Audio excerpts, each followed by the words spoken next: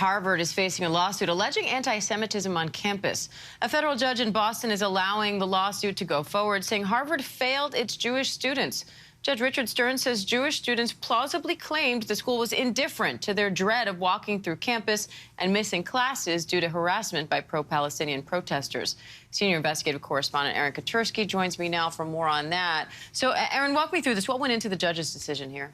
Well, he's saying that this lawsuit can go forward because Jewish students actually felt the way they say they felt. They had this fear following what he called this eruption of anti-Semitism on campus having to do with the October 7th Hamas attack on Israel and all the demonstrations, especially pro-Palestinian, that followed. And the decision says that there is a plausible allegation that Harvard did not do all it could have done to mitigate those fears. In other words, the facts as pled, the judge said, show that Harvard failed its Jewish students.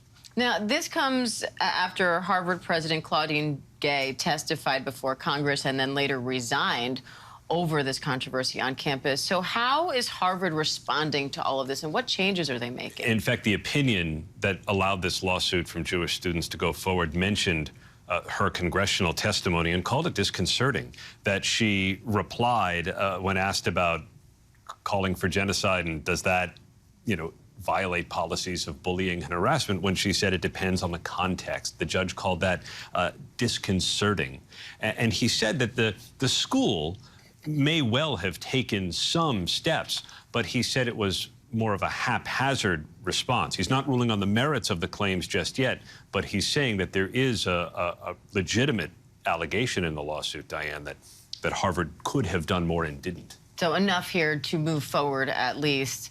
But, Aaron, protests over the war in Gaza erupted this spring, not just at Harvard, but on college campuses across the country. So could this lawsuit set a precedent for other schools? Well, there's certainly a number of these lawsuits that have been alleged all over the country at different campuses with very similar claims, and I think allowing this one to go forward may give license for others too as well. The protests, the judge said, were at times confrontational and physically violent, and the plaintiffs, he says, legitimately fear that they're going to repeat as college campuses start to come back for the fall semester. So I think that the timing here is interesting, and this will persist, even though the student, the named plaintiff, is no longer a student, graduated.